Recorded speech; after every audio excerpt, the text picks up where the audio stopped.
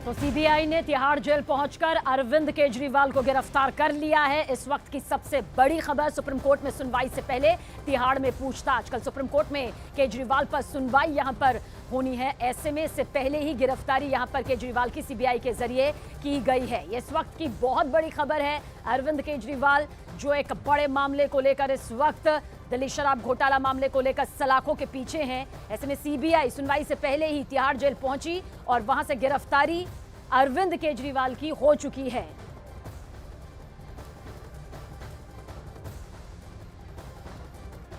और इस वक्त की खबर आप तक पहुंचा रहे हैं। सीबीआई ने तिहाड़ जेल पहुंचकर अरविंद केजरीवाल से पूछताछ यहां पर की है। सुप्रीम कोर्ट में सुनवाई यहां पर अरविंद केजरीवाल को लेकर कानूनी प्रक्रिया के तहत एक कदम होनी है कल। ऐसे में इससे पहले सीबीआई तिहाड़ जेल पहुंची।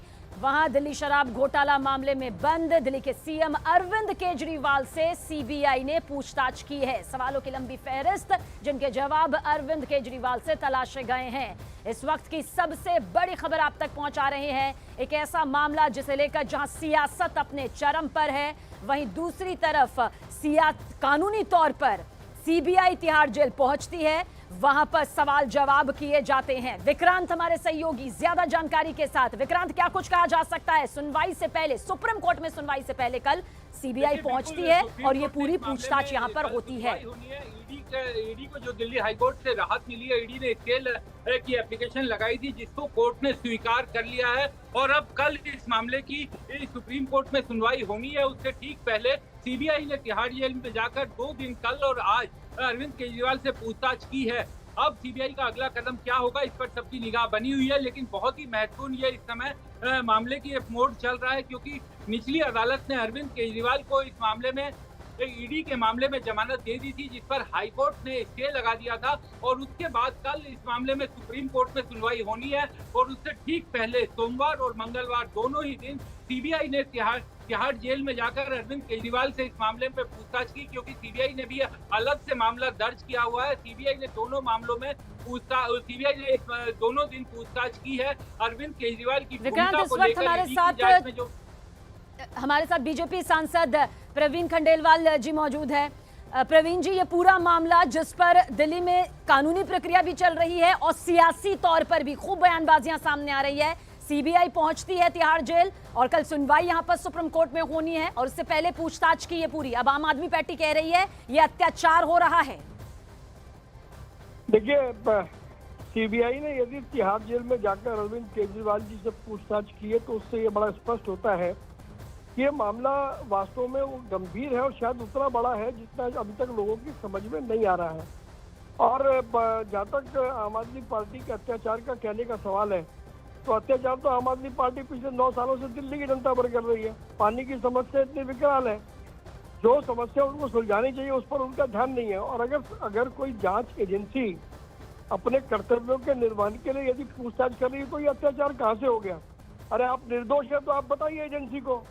लेकिन जब आप यदि आकंठ आप घोटाले में अगर आप डूबे हुए हैं तो एजेंसी तो पूछताछ करेंगी, उस पर सवाल उठाएंगे तो कैसे काम चलेगा? पर प्रवीण जी, आपको लगता है क्योंकि सियासी तौर पर अब ये जो पूरा मामला है बयानबाजी के तौर पर आगे बढ़ रहा है, तो वहीं कानूनी तौर पर इसका दायरा कितना बड़ा है वो सुप्रीम कोर्ट में कल सुनवाई से भी सामने आने वाला था। लेकिन उससे पहले तिहाड़ जेल में सीबीआई की ये पूरी पूछताछ, अभी और भी क्या आरोप प्रत्यारोप का यही सिलसिला यूं ही चलता रहेगा?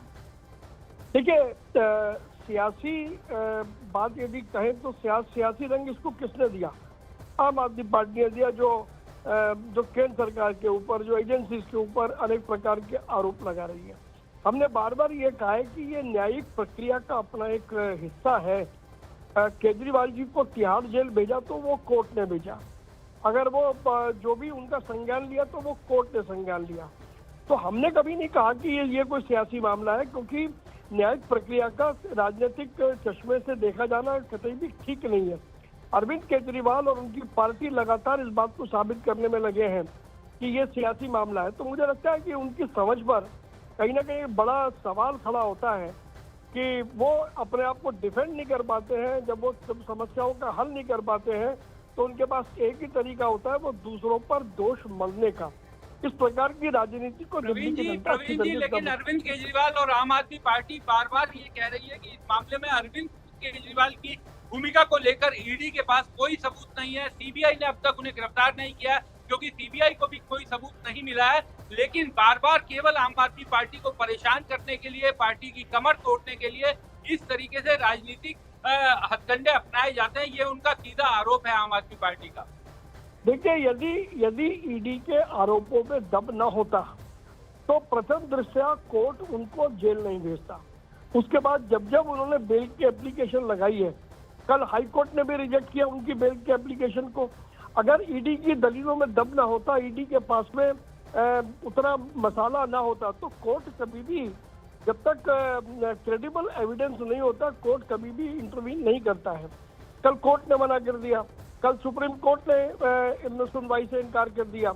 अब बचा खुचा जो होगा तो कल सुप्रीम कोर्ट में, जैसा आप बता रहे हैं, सुनवाई होगी तो मामला सामने आ जाएगा। तो इसलिए इसमें आरोप प्रत्यारोप की बात ही कुछ नहीं है जी। आरोप लगाना आम आदमी पार्टी और अरविंद केजरीवाल। बहुत बहुत शुक्रिया बातचीत के लिए। तो सीबीआई ने केजरीवाल की गिरफ्तारी की खबर से इनकार किया है, लेकिन पूछताछ जरूर तिहाड़ जेल जाकर यहाँ पर अरविंद केजरीवाल